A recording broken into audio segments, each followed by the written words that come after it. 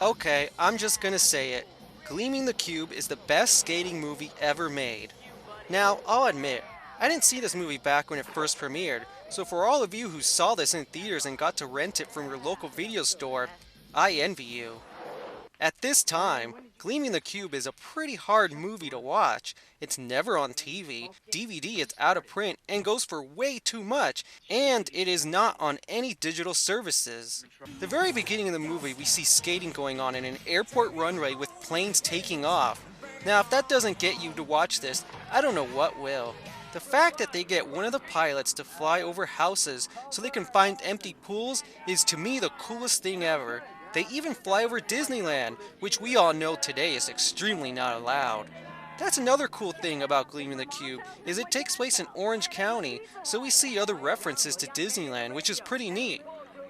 You would think for a skating movie to have a simple story, so we could see skating scenes, which we do see tubular skating throughout, but it's a lot more than that. Brian's brother is murdered by this group of guys who are making deals to smuggle guns through their business.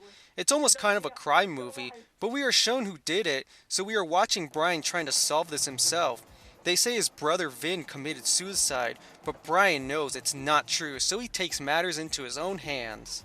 So how does skating have to do with Brian solving a crime? When he goes to think for himself, we see him doing pretty radical tricks.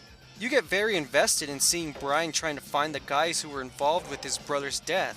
He lost a member of his family and wants justice for him, and any person watching this can at least totally understand him. This is what makes us want to see him catch them. It's pretty cool seeing places in Orange County. If you're not from the LA area, you probably would have no clue where that is, unless you know your sports teams like the Ducks and Angels. Just hearing Catella and Harbor being said gets exciting, and seeing how Disneyland looked back then. What's even cooler is seeing Tony Hawk in this movie, and this is when he was only 16 years old. Who would have thought Tony Hawk could play a game of chicken going full speed in a Pizza Hut truck? Rodney Mullen is in this movie also, but only as a stunt double. If you know his skating style, you will definitely notice the scenes he's in. I honestly just love Gleaming the Cube. It's one of the movies I can watch and never get tired of. It's a shame this movie is so hard to watch now. I really hope one day it gets a proper release on Blu-ray, or at least a re-release on DVD. That would be awesome. But for now, let's be happy people out there keep Gleaming the Cube alive by posting it online for our viewing pleasure. It may be wrong, but it's the only way.